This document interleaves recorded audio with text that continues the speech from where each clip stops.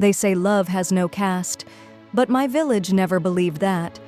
As the daughter of a zamindar, I was raised behind stone walls and silken curtains, taught to obey, to marry within status, and to never look twice at someone beneath us. But I looked. I looked every morning when I stepped onto our veranda and found a fresh jasmine garland waiting for me. Always perfect, always fragrant, just like the ones I wore in my hair. I never knew who left them, but somehow they felt like they were meant just for me. The garlands had been arriving for weeks, always jasmine, delicate, fragrant, and strung with the care of someone who understood beauty not just as decoration, but as devotion. At first, I thought it might be a playful gesture from one of the local boys trying to impress a zamindar's daughter, but none of them had hands that could tie such perfect knots. None of them knew jasmine was my favorite flower, the scent I associated with childhood, with dance, with home. It began to feel like something more than infatuation, like worship. One morning, curiosity overwhelmed me. I rose before dawn, before even the birds began to stir, and waited behind the lace curtain of the veranda. The street was silent, the sky still gray with sleep. And then I saw him. He came barefoot, walking with soft, deliberate steps, as if afraid to wake the earth. He wore a simple cotton shirt, sleeves rolled up, a small satchel slung over his shoulder. From it, he pulled the garland, the same flawless thread of jasmine I had come to expect, each flower placed with such care it almost felt like a prayer. But it wasn't just the garland. It was the way he looked at the doorstep as he laid it down. Not with pride, but with quiet reverence, like he was offering something sacred.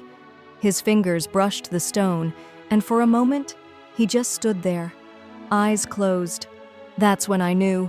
Karthik, the weaver's son, the boy with ink stains on his hands, who rarely spoke unless spoken to, who always glanced away when I passed, as though my presence was too bright to meet head-on.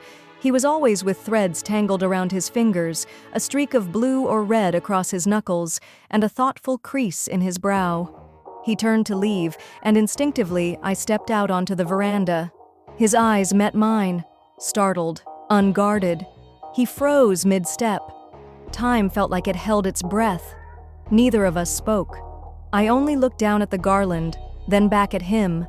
My hand lifted slowly, and I tucked a jasmine petal behind my ear. It was a simple gesture, but his expression shifted, from shock to something softer, deeper, a recognition, an unspoken yes. And then he left, the silence between us humming with everything unsaid. That was the moment I knew the garlands were not a mystery anymore. They were a conversation, a confession, a beginning. I noticed Karthik not because of the garlands, but because of the way he carried himself, quiet, steady, like a river that refused to draw attention to its depth. He wasn't supposed to be seen, not by someone like me, but I saw him, often. Once, during the temple festival, I caught him watching me dance from behind the pillar, eyes wide, not with arrogance or hunger, but with awe, like a child looking at the stars. He disappeared the moment I looked at him, but the image stayed with me. The next day, I left a note within the garland as it sat there. Just one line: "They are beautiful." The day after, another garland, and a note tucked in the folds. "You noticed?" From there, it grew, the most forbidden thing blossoming in secret. Our letters were innocent at first, stories from our childhoods, favorite colors, poems we both loved, but slowly they became more, thoughts too delicate to speak aloud, dreams neither of us had dared say even to ourselves. He once wrote, "I know I cannot reach for the moon, but sometimes I think she is leaning toward me."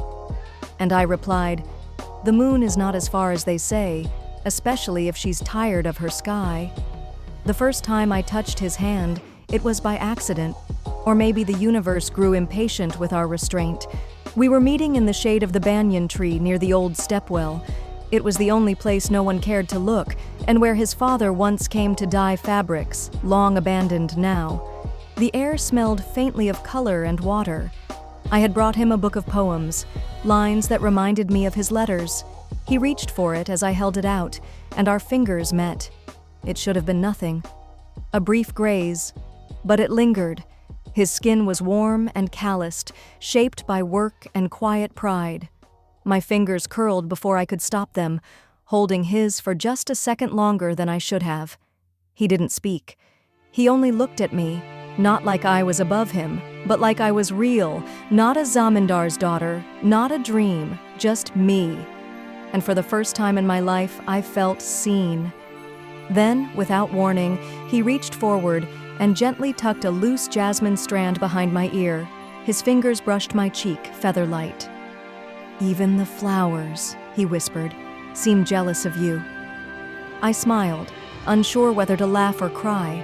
My heart felt too large for my chest.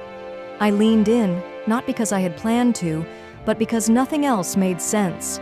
There was no thunder, no dramatic wind, just the quiet meeting of two people who had run out of reasons to pretend. Our foreheads touched, eyes closed, a moment suspended between breath and heartbeat. He didn't kiss me, not yet. But in that closeness, in the hush of everything unspoken, I knew he could have, and I would have let him. It was the most sacred silence I had ever known. After that moment beneath the banyan tree, something changed. We were still careful, we had to be, but our hearts had already crossed lines tradition tried to draw. Our meetings became more frequent, though always hidden. A glance in the temple courtyard, a brush of fingers when I passed him cloth for a weaving order my maid pretended to request, and always the jasmine garlands, now a language of their own. Once he tied a small silver anklet within the garland. When I held it up, confused, I found a note inside. "So the earth will know when you walk, the way I always do." I wore it beneath my sari, where no one could see, but where I could feel its secret music with every step. It made me smile at the most inappropriate times, during prayer, at lunch with my parents, once even during a sermon on purity and obedience. Our letters grew bolder, more tender. He told me about the stories his mother used to whisper, of Radha and Krishna, of love hidden but divine. I told him of my fear, of being caught, of being married off like a goat at market, of losing him. He wrote, "If they lock you in a tower, I will weave a rope of stars to reach you." One evening, under a sliver of moonlight, I found him waiting near the temple tank. I hadn't expected to see him. He had slipped me a message only that morning. "Tonight, the stars are ours." I walked barefoot, my anklet quieted in anticipation. When I reached him, he pulled out a small oil lamp and lit it between us. "Why a lamp?" I asked. He smiled, "Because if the gods are watching, I want them to see this too." And then, gently, he took my hand and placed it on his heart. I could feel it, wild and trembling, just like mine. We didn't speak. We didn't need to. The silence between us said everything. I am yours. I am afraid. I am in love. That night, I returned home with jasmine tangled in my braid and warmth that no reprimand could steal. I pressed his letter under my pillow, and for the first time in my life, I dreamt of a future not written for me, but chosen by me. It was a letter that betrayed us. Not one of ours, but a half-burned reply I had hidden too hastily behind an old idol in the storeroom. My mother found it while preparing for a festival offering. She recognized the handwriting, the tenderness. She told my father. The storm came fast. He summoned me to the courtyard, his voice shaking with fury I'd never seen before. The servants vanished. My mother stood at a distance, eyes filled with something between shame and sorrow. And then came the words, "You will never see him again. You are to be married in a month. The groom is chosen." I didn't cry. Not then. I only looked up and said, "I choose him." He slapped me, not once, but twice. The sound rang louder than the temple bells. I was dragged to my room and locked in. The windows were barred. The letters were torn from my hands, every jasmine petal scattered across the floor like ashes. I curled on the bed and wept for a future that suddenly felt so far away. But love is not so easily erased. That night, a soft knock came at my window. 3 taps, a pause, then 2 more. the rhythm only one person knew. My heart stilled. I crept to the bars. And there he was, Karthik, standing below, soaked in rain, holding a bundle of fabric and a look of desperation masked as calm. "I'm getting you out," he whispered. "Tonight." My hands trembled. "They'll kill you." "Then let them," he said. "But not before I take you with me." A rope had been tied from the old neem tree to my window, one he had secured when the guards changed shifts for the night. The plan was reckless, thin as thread, but woven with the urgency only love understands. I climbed out, rain soaking my sari, my heart pounding louder than the thunder. We ran through the village, past shuttered homes and sleeping cows, through fields and silence. No words were spoken, only the sound of our feet in the mud, the sky roaring above us. We reached the ancient temple where we had first met. There, under the crumbling arch, a lone priest waited, bribed and willing. He tied the sacred thread around my neck with trembling hands. Our fingers shook as we took our vows, but in our eyes there was no fear anymore, just freedom.